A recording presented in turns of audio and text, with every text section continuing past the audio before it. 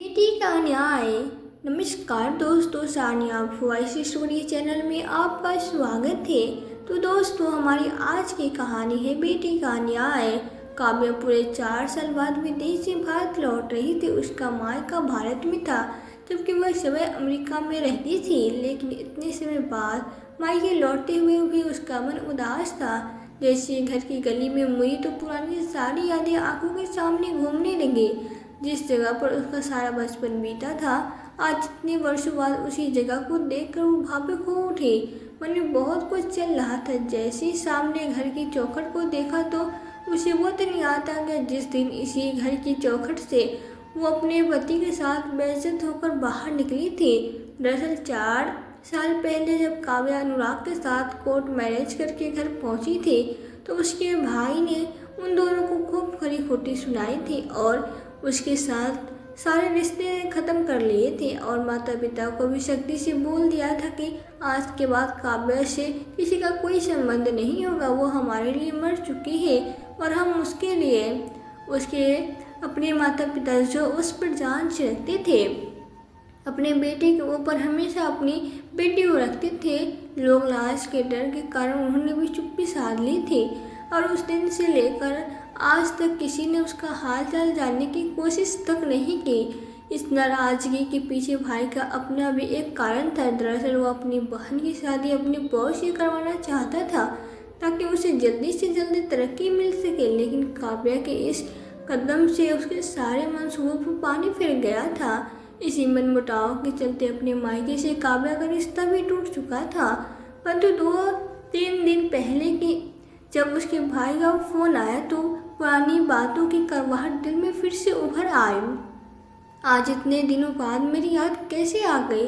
अब मैं तुमसे कोई रिश्ता नहीं रखना चाहती, काव्या बोली। तभी सामने से उसके भाई आकाश की आवाज़ आई, काव्या अभी तक मुझसे नाराज हो गया? इतने समय बाद भाई की आवाज़ सुनकर काव्या का दिल भर आया और आंखों से झमझम आंसू गिरने लगे। फोन पर पीछे से काव्या कुछ अजीब सी आवाज़ें सुनाई दे रही थी। वो दिल दहला देने वाली आवाज़ें शायद उसकी माँ की थी। थोड़ी देर की खामोशी के बाद उसका भाई बोला, काव्या मैं जानता हूँ तुम मुझसे बात नहीं करना चाहती, लेकिन मैंने यह बताने के लिए फ़ोन किया था कि पिताजी का देहांत हो चुका है और 1 हफ्ते बाद उनके 13वीं की रस्म है। अगर संभव हो तो आ जाना, उनकी आत्मा को शांति मिल जाएगी। पिता की मृत्यु की खबर सुनते ही एक पल को काव्या का दिल धड़कना ही बंद हो गया था। उसी समय उसने फ़ोन काट दिया और फूट फूट के रोने लगी कि इतने वर्षों के बाद अगर फ़ोन आया भी तो पिता की मृत्यु की खबर के साथ। लेकिन काव्या को यह समझ में नहीं आ रहा था कि उसकी माँ इतने अजीब तरीके की आवाज़ें क्यों निकाल रही थी। काव्या का दिल बहुत बेचैन हो रहा था। थोड़ी देर में उसका पति अनुराग घर पहुंचा तो काव्या को जोर जोर से रोते देखकर हैरान रह गया। क्या हुआ काव्या, सब ठीक तो है? आकाश का फोन आया था, पिताजी इस दुनिया में नहीं रहे। यह बात सुनकर अनुराग ने रोते हुए काव्या को हौसला दिया और थोड़ा शांत कराया। फिर काव्या बोली, हमें आज ही घर के लिए निकलना होगा। तो अनुराग ने कहा, लेकिन काव्या मेरे ऑफिस में इंस्पेक्शन चल रही है, इसलिए मेरा जाना तो संभव नहीं हो पाएगा। फिर काव्या बोली, कोई बात नहीं, मैं आज शाम में फ्लाइट से भारत चली जाती हूँ। तो अनुराग बोला, लेकिन काव्या तुम अकेली कैसे? फिर काव्या ने कहा, आप चिंता मत कीजिए, मैं अपनी सहेली को फ़ोन कर दूंगी, वो मुझे एयरपोर्ट पे लेने आ जाएगी। तो अनुराग बोला, ठीक है, मैं तुम्हारी टिकट बुक करवा देता हूँ, लेकिन एक बात का ख्याल रखना, वहाँ ज़्यादा देर तक मत रुकना, जल्दी आने की कोशिश करना। अपने पति को अलविदा कहकर काव्या भारत आने वाली फ्लाइट में बैठ गई। परंतु समय तो जैसे कांटे नहीं कट रहा था। रह रहकर पिता की यादें और माँ की चिंता उसे खाए जा रही थी। फिर जहन में बचपन की खट्टी मीठी यादें दौड़ने लगे। किस तरह बचपन में उसके पिता उसकी हर छोटी बड़ी बात का ख्याल रखते थे। भाई बहन में जब भी लड़ाई होती थी तो माता पिता हमेशा काव्या का ही साथ देते थे।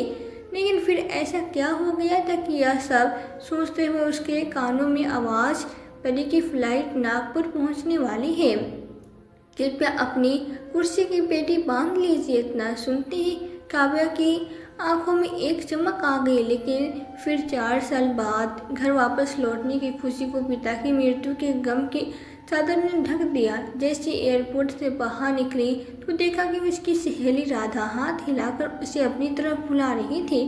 काव्या और राधा बहुत अच्छी सहेलियां थीं जिन्होंने बचपन में एक दूसरे के साथ बिताया था। हालांकि रेखा काव्या के विदेश जाने के बाद भी अलग हो गई थी, परंतु अक्सर फ़ोन पर वे दोनों एक दूसरे से खूब हाल चाल बांटा करती थी। काव्या की शादी के बाद राधा की भी शादी हो गई थी। उसके पति एक डॉक्टर थे। बहुत वर्षों के बाद आज एक दूसरे से मिलकर दोनों की आंखों में आंसू झलक आए थे। चलो काव्या, गाड़ी में बैठो, पहले मेरे घर चलते हैं, राधा ने कहा। तो काव्या बोली, राधा मैं तुम्हारे घर फिर चल आऊँगी, पहले मुझे माँ से मिलने उनके घर जाना है। ठीक है काव्या, जैसे तुम्हें ठीक लगे। ऐसा कहते हुए राधा ने गाड़ी स्टार्ट की और काव्या को सारा हाल चाल पूछने लगी। बातचीत करते हुए सफ़र कैसे कट गया पता ही नहीं चला। राधा, मुझे यहाँ नुक्कड़ पे ही छोड़ दो, आगे मैं खुद चली जाऊँगी, कल मिलते हैं। ऐसा कहते हुए काव्या गाड़ी से उतरी, लेकिन जैसे ही आगे बढ़ने लगी उसके दिल की धड़कन तेज होने लगी। कानों में 4 साल पहले बोली गई अपने भाई की कड़वी बातें अभी भी गूंज रही थी। या घर के बाहर तक पहुंची तो आसपास बसे सन्नाटे से उसे समय में डाल दिया। दिल को एक अनजान सा डर सता रहा था। जैसे ही काव्या घर की घंटी बजाने लगी तभी उसने देखा कि दरवाज़ा खुला था। दरवाज़ा खोलकर जैसे ही वो अपना कदम अंदर रखने लगी उस समय माँ के कमरे से दरवाज़ा खटखटाने की आवाज़ सुनाई दी और फिर अचानक किसी ने अंदर से दरवाज़ा जोर जोर से पीटना शुरू कर दिया। तभी लाल साड़ी पहने सजी धजी एक युवती पैर पटकते हुए उस कमरे की तरफ बढ़ी और दरवाज़ा खोलते हुए कमरे अंदर बैठी बूढ़ी महिला पर जोर जोर से चिल्लाने लगी। क्या हो गया? कौन सी आफत आ गई जो दरवाज़ा तोड़ने पे तुली हो? वो बूढ़ी महिला डर के मारे एक कोने में जाकर दुबक गई। उस बूढ़ी औरत के बाल बिखरे हुए थे, मैले कुचले कपड़े पहने हुए थे और शरीर कंकाल मात्र रह गया था। यह सारा दृश्य देखते हुए दरवाजे पे खड़ी काव्या की हैरानी का ठिकाना न रहा। उसका शक यकीन में बदल गया और रोते हुए जोर से चिल्ला पड़ी, कौन हो तुम और तुम्हारी हिम्मत कैसे हुई मेरी माँ से इस तरह से बात करने की? माँ, यह क्या हो गया तुम्हें? काव्या की आवाज़ सुनते ही उस युवती ने उसकी तरफ मुड़कर देखा और तभी आकाश अपने कमरे से बाहर आ गया और बोला, अरे काव्या, तुम आ गई, आओ बैठो ना। फिर इस लाल साड़ी वाली युवती की तरफ इशारा करते हुए कहा, यह तानिया है, मेरी पत्नी तानिया। न काव्या है। आकाश ने तानिया से कहा। तो तानिया बोली, अरे मैं तो पहचान ही नहीं पाई, वो दरअसल आज तक कभी मिली नहीं इसलिए। अरे तानिया, तुम अभी तक खड़ी हो, काव्या के लिए चाय पानी लेकर आओ, कितनी दूर से आई है वो। लेकिन अपनी माँ की ऐसी हालत देखकर काव्या अभी तक संतम थी। फिर आकाश आंसू बहाते हुए बोला, देखो न काव्या, सारे मुसीबत के पहाड़ हम पे ही टूटने थे। उधर पिताजी चले गए और यहाँ देखो माँ की क्या हालत हो गई है। लेकिन माँ को हुआ क्या है और तुम्हें उन्हें कमरे में क्यों बंद कर रखा है? तो आकाश बोला, काव्या, माँ का मानसिक संतुलन बिगड़ चुका है, बीमार तो वो पहले से ही चल रही थी, लेकिन पिताजी के जाने के बाद वो जैसे पागल सी हो गई है, जोर जोर से रोने लगती है और चिल्लाने लगती है। खाना खाने के बाद भूल जाती है कि खाना खाया या नहीं। कभी कभी तो 2 दिन में कई बार नहा लेती है और अभी नहाने के बाद बिना कपड़े पहने ही बाहर आ जाती है। और हद तो तब हो गई जब वो कोई भी सामान उठाकर हम पे फेंकने लगी। अब तुम ही बताओ, हम उन्हें कमरे में बंद ना करें तो क्या करें? मैं माँ से मिलना चाहती हूँ, काव्या ने कहा। और आकाश ने मना करने पर भी काव्या माँ के कमरे में चली गई। तभी उसकी माँ चिल्लाई, चली जाओ यहाँ से, कौन हो तुम, मेरे पास मत आना। और 5 बड़ा गिलास काव्या की ओर नहीं मारा। माँ की हालत को देखते हुए काव्या सन्न रह गई। उसे समझ में नहीं आ रहा था कि आखिर माँ ऐसी हालत में पहुंची कैसे। उसकी आंखों में आंसू झलक पड़े। फिर धीरे धीरे अपनी माँ की ओर बढ़ी और बोली, माँ, काव्या हूँ माँ, आपकी बेटी काव्या की आवाज़ सुनते ही माँ शांत हो गई। काव्या ने देखा कि उसकी माँ के चेहरे और बाजुओं पर कुछ निशान थे जो उसके दिमाग में बहुत से प्रश्न खड़े कर रहे थे। तभी उसकी माँ बोलने लगी, मुझे भूख लगी है, मुझे भूख लगी है। तभी आकाश बोला, देखो देखा तुमने, यह खाना खाकर भूल जाती और फिर कहती है कि किसी ने खाने को कुछ नहीं दिया। सुबह से 2 बार खाना खा चुकी है। अरे तो क्या हो गया इन्हें, फिर से भूख लगी होगी। ऐसा कहते हुए काव्या तुरंत रसोई घर में गई और अपनी माँ के लिए खाना पकाकर ले आई और बड़े प्यार से माँ को खिलाने लगी। थोड़ा प्यार पाते ही बूढ़ी माँ एकदम शांत हो गई और खाना खाकर संतुष्टि महसूस कर रही थी, लेकिन माँ कुछ बोल नहीं रही थी। फिर काव्या तुरंत बाहर आ गई और फुट फुट के रोने लगी। उससे अपनी माँ की यह हालत बर्दाश्त नहीं हो रही थी। तभी उसका भाई बाहर आया और वो पूछने लगे, क्या तुमने माँ को डॉक्टर को नहीं दिखाया? माँ की हालत इतनी ख़राब है तो उनको अच्छे से इलाज कराओ। फिर आकाश आंखों में आंसू लिए बोला, मैंने माँ को बहुत से डॉक्टर के पास देखा है, लेकिन उन्होंने माँ के इलाज का खर्चा बहुत ज़्यादा बताया है और मेरे पास इतना पैसा नहीं। लेकिन आकाश, पिताजी ने भी तो कुछ मदद की होगी ना, कुछ तो पैसा वो भी देकर गए होंगे तुम्हें। अरे काव्य, इसी बात का तो रोना है। पिताजी ने अपनी सारी बचत एक एफडी के रूप में करवा ली थी और उन्होंने वो एफडी और अपनी सारी ज़मीन तुम्हारे नाम कर दी है। मेरे हिस्से आया तो सिर्फ यह मकान और उनकी दुकान, वो भी पिताजी के माँ के नाम पे की है। उनके बाद ही मकान और दुकान पर मेरा हक होगा। उन्होंने तो मेरे साथ ऐसा सलूक किया जैसे मैं उनका कोई लगता ही नहीं। बोलते बोलते आकाश के हृदय की करवाहट सामने आने लगी। अपने भाई की आवाज़ सुनकर काव्या तुरंत बोली, मुझे उनकी जायदाद में से कुछ नहीं चाहिए, बस तुम माँ का अच्छे से इलाज कराओ, मेरी माँ ठीक रहे, मैं इसी में खुश हूँ। काव्या की यह बात सुनकर आकाश और उसकी पत्नी तानिया की आंखों में चमक आ गई, जैसे ही उनकी मुराद पूरी होने जा रही हो। तभी आकाश बोला, काव्या, मुझे तुमसे यही उम्मीद थी, तुम एक जिम्मेदार बहन और बेटी हो। पिताजी की तेरहवीं के बाद हम वकील साहब को घर पर ही बुला लेंगे, तुम ज़मीन के कागज़ों पर दस्तखत कर देना। आकाश और तानिया को अपने मंसूबे कामयाब होते हुए नजर आ रहे थे। मन ही मन आकाश सोच रहा था कि कल लगे हाथ बाकी की जायदाद के कागजों पर भी अपनी पागल हो चुकी माँ के अंगूठे के निशान लगवा लूँगा और काव्या के जाने के बाद उन्हें किसी पागल खाने में छोड़ आऊँगा। अगले दिन जब काव्या अपनी सहेली से मिलने जाने के लिए घर से बाहर निकली, तभी पीछे से किसी ने उसे आवाज़ लगाई। उसने मुड़कर देखा तो सुनीता आंटी अपने घर के बाहर चारपाई बिछाकर बैठी थी। देखकर उसके चेहरे पर मुस्कुराहट आ गई।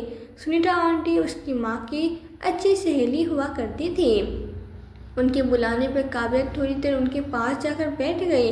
सुनीता आंटी के साथ अपने माता पिता के बारे में बातचीत करते करते काव्या की आवाज़ जुड़वासी हो गई। तभी आंटी ने कहा, काव्या बेटिया, तेरे माता पिता के साथ जो कुछ भी हुआ है वो सब तुम्हारे भाई और भाभी का किया धारा है। अक्सर तुम्हारे पिताजी के साथ आकाश की बहस हो जाया करती थी। झगड़ों की आवाज़ बहस तक आती थी और धीरे धीरे तुम्हारे पिताजी बीमार रहने लगे, परंतु उनका इलाज भी अच्छे से नहीं कराया गया। धीरे धीरे तुम्हारे पिताजी बिल्कुल लाचार हो गए। घर का सारा काम तुम्हारी माँ से नौकरानियों की तरह करवाया जाता था। 2 दिन पहले तो कुछ लोगों ने घर में मारने पीटने और तुम्हारी माँ के रोने की आवाज़ भी सुनी थी। यह बात सुनते काव्या के पैरों तले ज़मीन खिसक गई। उसी समय उसे माँ के चेहरे और बाजुओं पर वो लाल निशान याद आ गए और मन बुरी तरह से बेचैन हो गया। फिर सुनीता आंटी ने कहा कि आकाश और तानिया को तो तुम्हारी माँ को घर से बाहर तक नहीं निकलने देती, कहीं जाते भी तो घर को ताला लगाकर जाते थे और ऐसी परिस्थितियों में तो अच्छा भला इंसान पागलों की तरह व्यवहार करने लगता है। ये सब बातें सुनकर काव्या अपनी सहेली के घर न जाने की मुनासिब समझा और वापस अपने घर लौट आई। रह रहकर सुनीता आंटी की बातें उसके दिमाग में घूम रही थी। 3 दिन बीत चुके थे और काव्या अपनी माँ का खूब अच्छे से ख्याल रख रही थी। माँ को अच्छे से खाना खिलाना, नहलाना धुलाना सब काव्या ही कर रही थी। माँ की तबीयत में भी अब सुधार आने लगा था।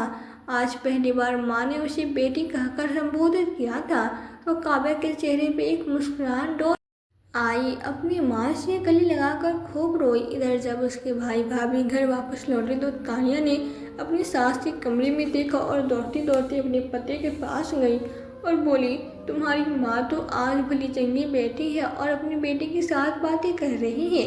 अपनी माँ के ठीक होने की बात सुनकर आकाश हैरान रह गया और बोला, क्या तुमने माँ को वो गोली नहीं दी? अरे कैसे देती, 3 दिन से तुम्हारी बहन उनकी हर एक चीज़ का ध्यान रख रही है। खाने से लेकर उनकी साफ सफाई तक सारे काम वही करती है, फिर मुझे मौका ही नहीं मिल रहा उन्हें गोली खिलाने का, तान्या ने झुंझलाते हुए कहा।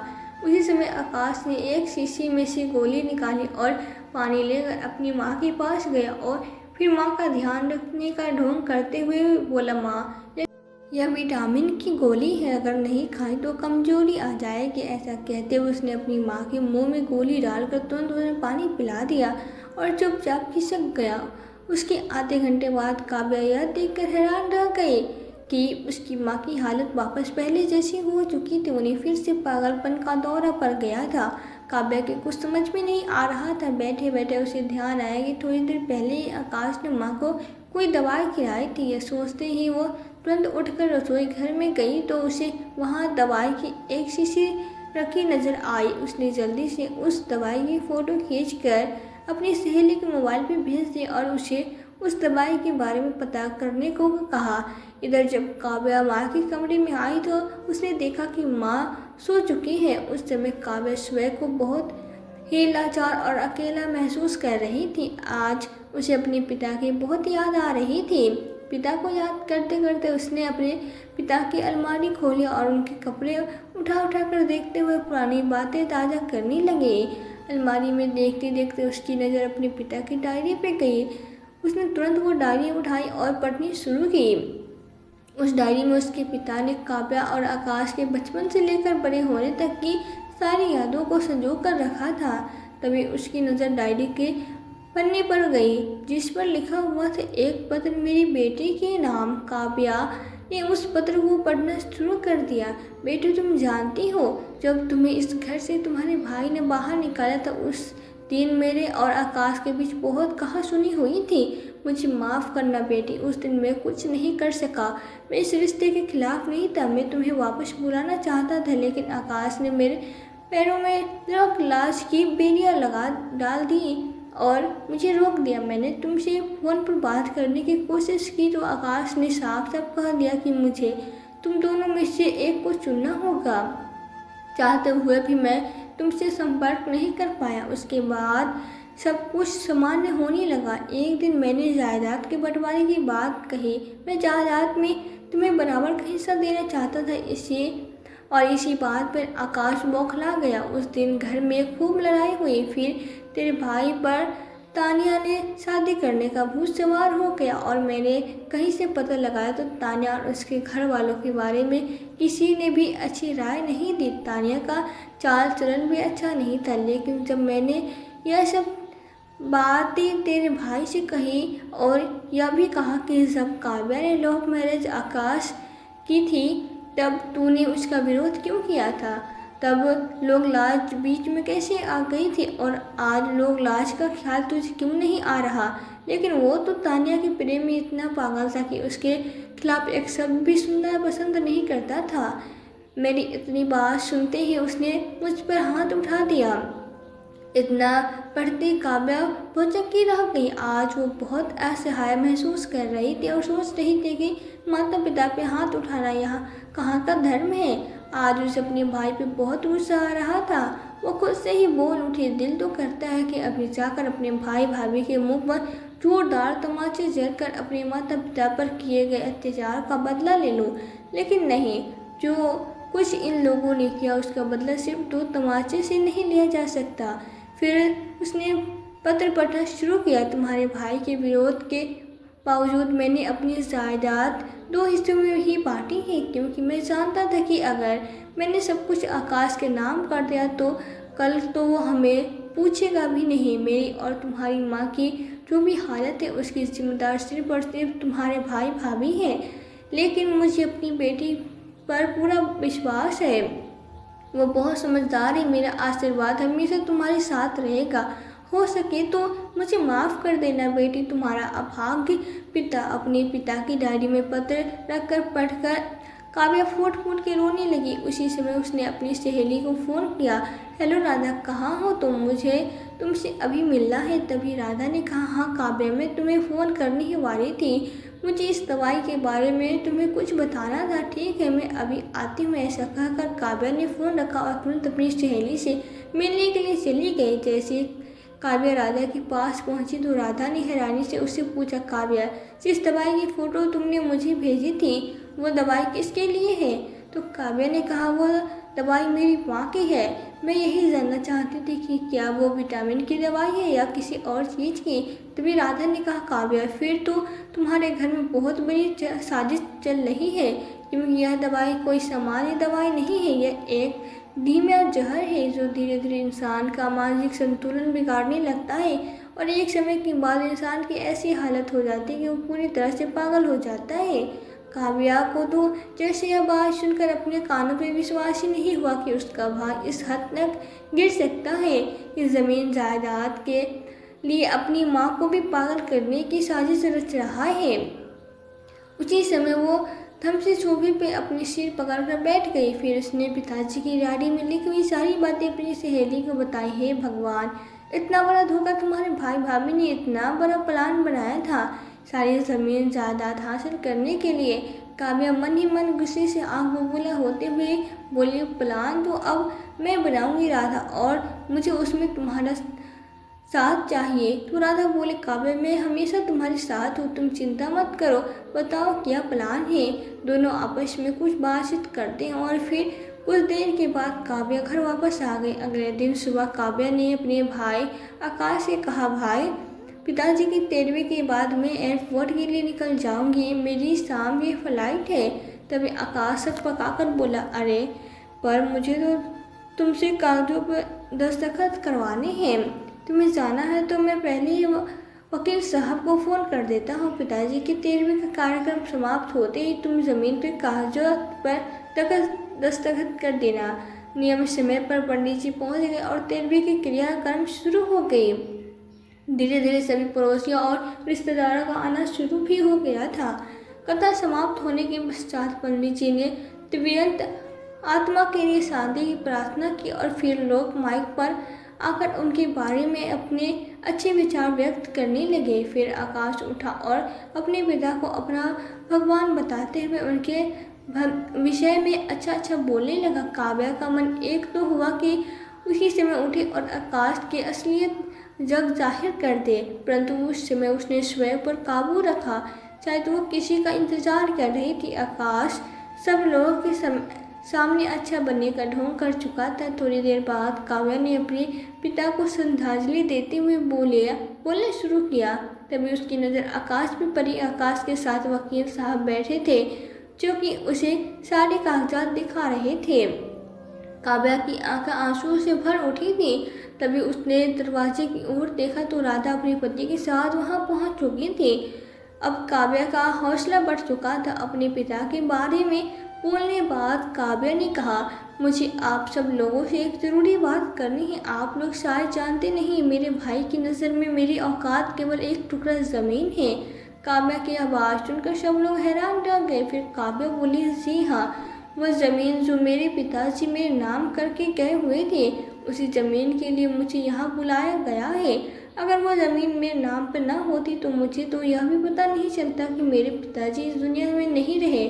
उसी समय उसका भाई आकाश खड़ा हो गया और गुस्से से उसकी ओर देखने लगा।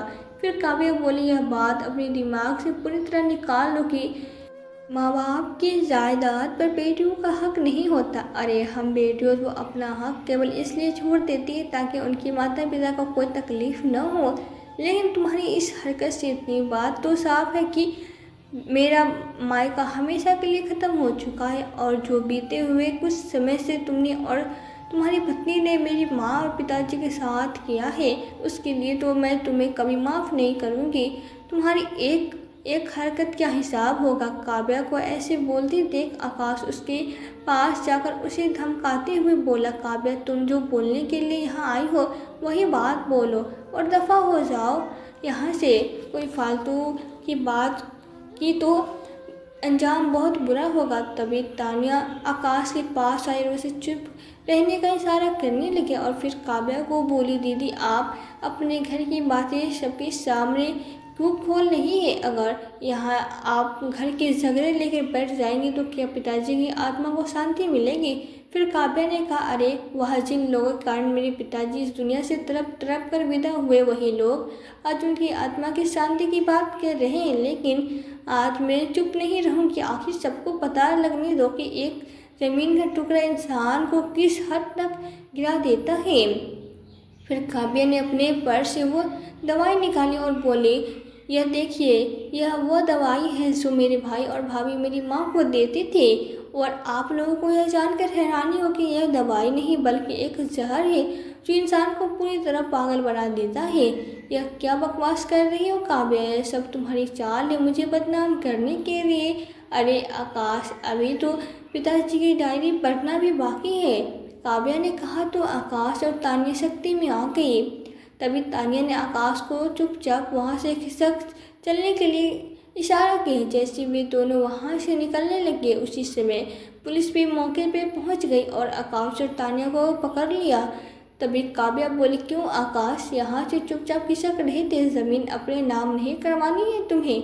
काव्या ने वकील के हाथ से वो कागज लिए जिन पर आकाश उसके हस्ताक्षर करवाना चाहता था और सारे सबूत पुलिस के हाथ में दे दिए। फिर राधा के डॉक्टर पति ने दवाई की रिपोर्ट भी पुलिस के हवाले कर दी। आकाश और उसकी पत्नी तानिया के प्रति साजिश धरी की धरी रह गई। धोखेबाज पति पत्नी को कोर्ट द्वारा 3 साल कैद की सज़ा सुनाई गई और संपत्ति का फैसला काव्या के हाथ में दिया गया। लेकिन काव्या को संपत्ति का कोई लालच नहीं था। माता पिता का पुश्तैनी घर और दुकान उसने अपने भाई को ही दे दी, क्योंकि वह किसी का हक नहीं रखना चाहती थी। और अपने हिस्से की ज़मीन बेचकर मेरे पैसों से वृद्ध आश्रम और अनाथ आश्रम में बांट दिया और अपनी माँ को लेकर अमेरिका के लिए रवाना हो गई। अमेरिका ले जाकर उसने अपनी माँ की खूब सेवा की और कुछ ही दिनों में वो बिल्कुल ठीक हो गई। तो दोस्तों, आपको आज की वीडियो कैसी लगी? वीडियो पसंद आई हो तो वीडियो को लाइक करें और ऐसी कहानियाँ सुनने के लिए हमारे चैनल सान्या वॉइस स्टोरी को सब्सक्राइब जरूर करें। मिलते हैं फिर एक नई वीडियो में एक नई कहानी के साथ। कहानी को पूरा देखने और सुनने के लिए आपका दिल से बहुत बहुत धन्यवाद।